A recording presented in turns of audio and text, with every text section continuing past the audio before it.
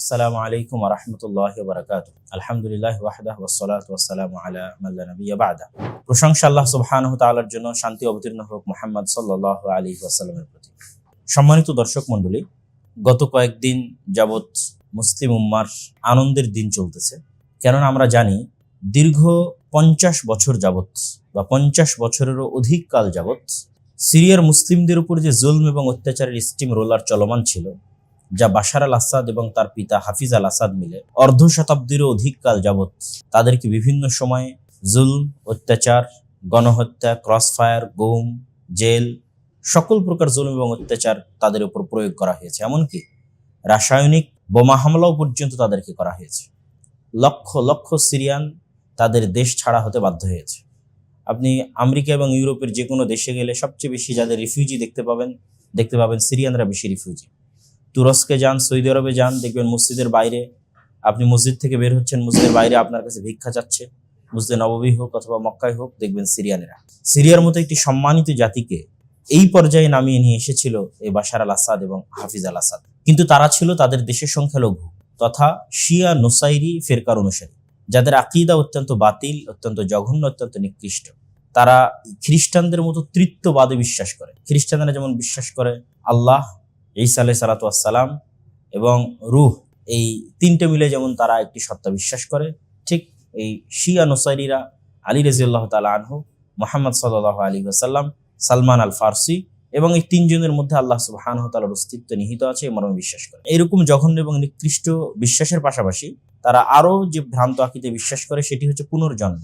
হিন্দুদের যেমন পুনর্জন্মের আকীদা এবং বিশ্বাস আছে, একই পুনর্জন্মের আকীদা এবং আকীদায় তারা বিশ্বাস করে। তারা পরকাল বা পুনরুত্থানে বিশ্বাস করে না। মানুষের কল্যাণের প্রতিদান তাকে পরবর্তীতে ভালো ঘরে জন্মের মাধ্যমে প্রদান করা হবে এবং তার গুনাহের প্রতিদান তাকে পরবর্তীতে নিকৃষ্ট পশু প্রাণী বা গরিব বা গোলাম বা দাস ইত্যাদি জীবনের মাধ্যমে প্রদান করা হবে। যাই হোক, এই সংখ্যাটি সিরিয়াতে ছিল অত্যন্ত নগণ্য। তাদেরই প্রতিনিধি হিসেবে বাশার আল আসাদ এবং হাফিজ আল আসাদ গত দীর্ঘ 50 বছর অধিক কাল যাবৎ সিরিয়ার সুন্নি আহলুস সুন্নাহ ওয়াল জামাআর অনুসারী মুসলমানদের উপর অত্যাচার অব্যাহত রেখেছে। 2011-12 সালের দিকে সর্বপ্রথম মুসলমানেরা তার বিরুদ্ধে বিদ্রোহ করা শুরু করে, তার বিরুদ্ধে আন্দোলন করা শুরু করে। আন্দোলনগুলো শুরুতে শান্তিপূর্ণ ছিল, কিন্তু সেই শান্তিপূর্ণ আন্দোলনে ইরান এবং রাশিয়ার প্রত্যক্ষ মদদে, ইরান এবং হিজবুল্লাহ এবং রাশিয়া, যারা অত্যাধিক ইরান প্রীতি দেখান এবং অত্যাধিক হিজবুল্লাহ প্রীতি দেখান, তারা ইরানের এবং হিজবুল্লাহর সহযোগিতায় এবং রাশিয়ার সহযোগিতায় বাশার আল আসাদ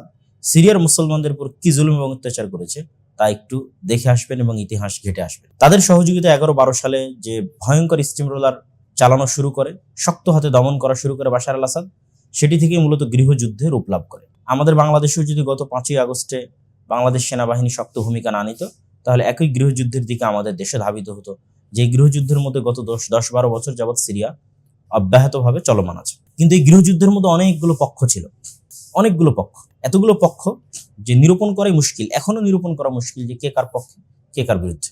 তারপরে সংক্ষিপ্ত দু একটি পক্ষের কথা আমি তুলে ধরতে চাই।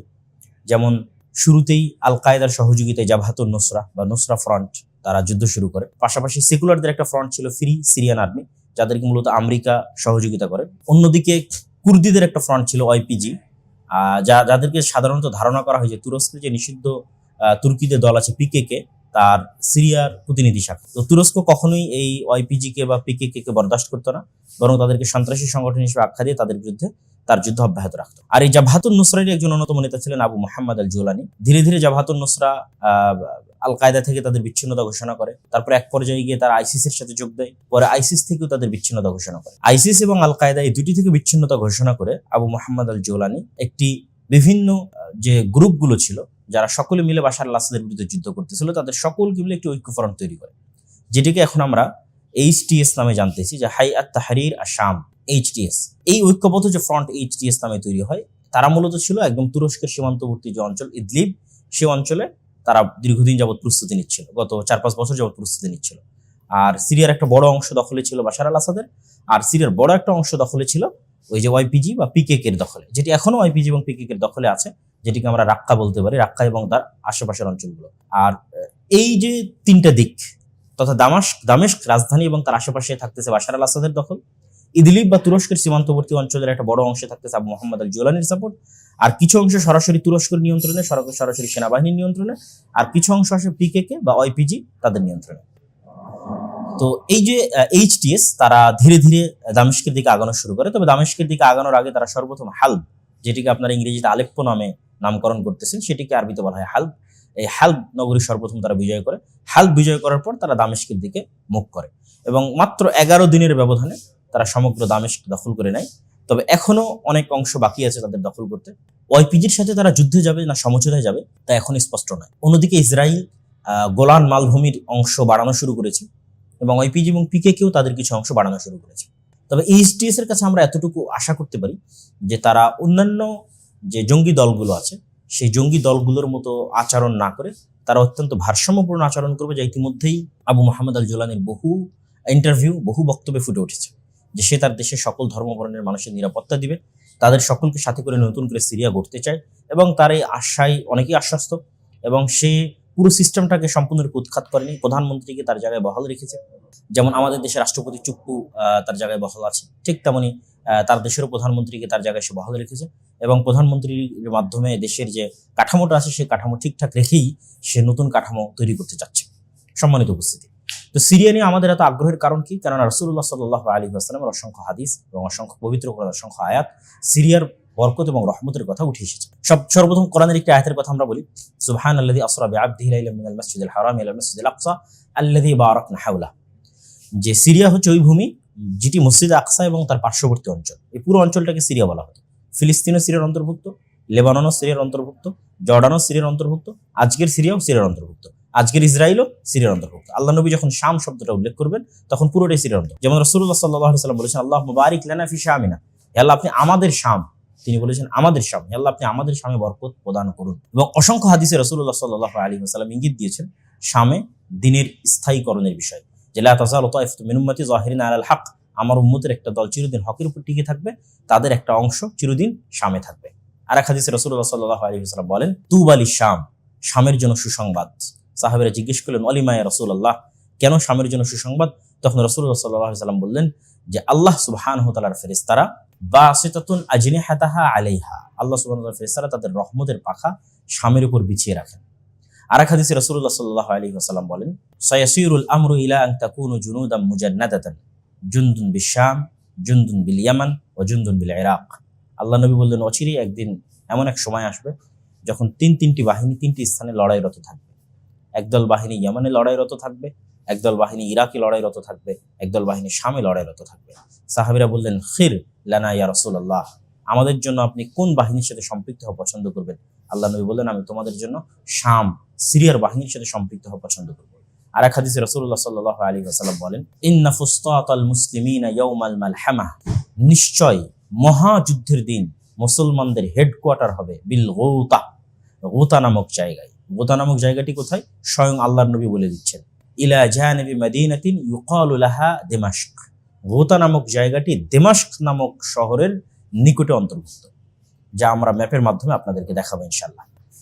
আর এক হাদিসে রাসূলুল্লাহ সাল্লাল্লাহু আলাইহি ওয়াসাল্লাম বলেন, আবু দারদা রাদিয়াল্লাহু তাআলা থেকে বর্ণিত, তিনি বলেন, রাসূলুল্লাহ সাল্লাল্লাহু আলাইহি ওয়াসাল্লাম বলেন, বাইনা আনা নাইমুন ইযা রাআইতু উহতুমিলা আমুদাল কিতাব উহতুমিলা মিন রাসি, আমি একদিন ঘুমন্ত ছিলাম, স্বপ্নে দেখছি আমার মাথার নিচ থেকে কিতাবুল্লাহ, আল্লাহর কিতাব টেনে নিয়ে যাওয়া হচ্ছে। যেতে যেতে দেখলাম সেটিকে শাম নামক এরিয়ায় নিয়ে যাওয়া হয়েছে। তারপর রাসূলুল্লাহ সাল্লাল্লাহু আলাইহি ওয়াসাল্লাম বলেন, আলা ওয়া ইন্নাল ঈমান বিশ-শাম হিনা তাকাউল ফিতান, অবশ্যই জেনে রাখো যেই দিন সমগ্র পৃথিবী ফিতনায় পরিপূর্ণ হয়ে যাবে সেই দিন ঈমান শামে থাকবে, সিরিয়ায় থাকবে। রাসূলুল্লাহ সাল্লাল্লাহু আলাইহি ওয়াসাল্লাম আরেক হাদিসে বলেন, ফাইন্নাহা খায়রাতুল্লাহি মিন আরজিহি, শাম হচ্ছে পৃথিবীর মধ্যে আল্লাহর বাছাইকৃত ভূখণ্ড, ইয়াজতাবি ইলাইহা খায়রাতুহু মিন ইবাদিহি, আর এই ভূখণ্ডের জন্য আল্লাহ সুবহানাহু ওয়া তাআলা তার মনোনীত বান্দাদেরকেই পছন্দ করে থাকেন। রাসূলুল্লাহ সাল্লাল্লাহু আলাইহি ওয়াসাল্লাম আরো বলেন, ইযা আফসাদাতিশ শাম লা খায়রা লাকুম, যখন শামে ফাসাদ এবং ফিতনা ছড়িয়ে পড়বে তখন তোমাদের জন্য, মুসলিম উম্মার জন্য কোনো কল্যাণ নাই, তথা শামে যতদিন কল্যাণ আছে ততদিন মুসলিম উম্মার জন্য কল্যাণ আছে। সম্মানিত উপস্থিতি, এরকম অসংখ্য এবং বহু হাদিস দ্বারা আমরা জানি যে কিয়ামতের পূর্ব মুহূর্তে যতগুলো যুদ্ধ সংঘটিত হবে, কিয়ামতের পূর্ব মুহূর্তে যে ভয়াবহ ঘটনাগুলো ঘটবে তার সবগুলো শাম কেন্দ্রিক ঘটবে। মক্কা এবং মদিনা কেন্দ্রিক এই জন্য ঘটবে না যে মক্কা এবং মদিনাকে ফিতনা থেকে মুক্ত রাখা হবে, এই জন্য মক্কা মদিনা কেন্দ্রিক ঘটবে না, কিন্তু শাম কেন্দ্রিক ঘটবে। আর শাম হবে মুমিন মুসলমানদের হেডকোয়ার্টার এবং তাদের আশ্রয়স্থল। এবং আমরা জানি ঈসা আলাইহিস সালাতু ওয়াস সালাম দামেস্কের মসজিদ আল উমাবি যেটিকে বলা হয় সেখানে তিনি অবতরণ করবেন। ঠিক তেমনি আমরা আরো জানি যে ঈসা আলাইহিস সালাতু ওয়াস সালাম এবং তার সাথে যে মুজাহিদগণ থাকবেন তারা এই শাম থেকেই দাজ্জালকে হত্যা করার জন্য রওনা দিবেন এবং দাজ্জালকে জেরুজালেমের বাব আল লুদ নামক স্থানে ঈসা আলাইহিস সালাতু ওয়াস সালাম হত্যা করবেন। এবং আমরা আরো জানি যে রাসূলুল্লাহ সাল্লাল্লাহু আলাইহি ওয়াসাল্লাম আরো অন্যান্য হাদিসে বলেছেন যে মদিনা থেকে শ্রেষ্ঠ একদল মুজাহিদ বাহিনী বের হবে যারা ঈসা আলাইহিস সালাতু ওয়াস সালামের নিকটে আসবে, তার সাথে যুদ্ধ করার, তার সাথে একত্রিত হয়ে যুদ্ধ করার জন্য দাজ্জালের বিরুদ্ধে। তো সম্মানিত উপস্থিতি, পুরো বিষয়টিকে সামনে রেখে আমরা এতটুকু আশা করতে পারি যে শামে যদি কল্যাণ থাকে, শাম যদি একত্রিত হয়, ইনশাআল্লাহ মুসলিম উম্মার জন্য কল্যাণ আছে। সিরিয়ার গৃহযুদ্ধের বিষয়ে আমি বিস্তারিত এই বইটিতে লিখেছি, ফিলিস্তিন ও সমসাময়িক মুসলিম বিশ্ব। এই বইয়ের মধ্যে সিরিয়ার বিষয়ে বিস্তারিত আলোচনা আছে, হিজবুল্লাহর বিষয়ে বিস্তারিত আলোচনা আছে, ইরানের বিষয়ে বিস্তারিত আলোচনা আছে, বাশার আল আসাদ সহ তাদের বিষয়ে বিস্তারিত আলোচনা আছে। আর সংক্ষিপ্ত আলোচনা আজকে আপনাদের সামনে তুলে ধরলাম। এবং আমি বিশ্বাস করি যেই দিন শাম এবং মিশর এক শাসনের অধিভুক্ত হবে, যেই দিন শাম এবং মিশর এক শাসনের অধিভুক্ত হবে, সেই দিন জেরুজালেম অবশ্যই মুক্ত হবে ইনশাআল্লাহ এবং কল্যাণকর শাসনের অধিভুক্ত হবে। আমরা আল্লাহর কাছে দোয়া করি যে আজকে আহলুস সুন্নাহর বিজয়, সুন্নি মুসলমানদের যে বিজয় সিরিয়ার মাটিতে সংঘটিত হয়েছে, এই বিজয়কে যেন আল্লাহ সুবহানাহু ওয়া তাআলা কবুল করেন, এই বিজয় যেন আল্লাহ সুবহানাহু ওয়া তাআলা বরকত দান করেন এবং এই বিজয়কে আল্লাহ সুবহানাহু ওয়া তাআলা যেন ওসিলা বানান, মুসলমানদের জন্য জেরুজালেমকে মুক্ত করার ওসিলা হিসেবে কবুল করেন। আল্লাহুম্মা আমিন। আর আসলে এই পরিবেশটা আল্লাহ সুবহানাহু ওয়া তাআলা তৈরি করে দিয়েছেন। দেখেন, রাশিয়া ইউক্রেনে ব্যস্ত, আমেরিকা ইউক্রেনে ব্যস্ত, ইরান এবং হিজবুল্লাহ ইসরায়েলের সাথে ব্যস্ত, আবার আমেরিকাও ইসরায়েলের এখানে ব্যস্ত হামাসের সাথে যুদ্ধের জন্য।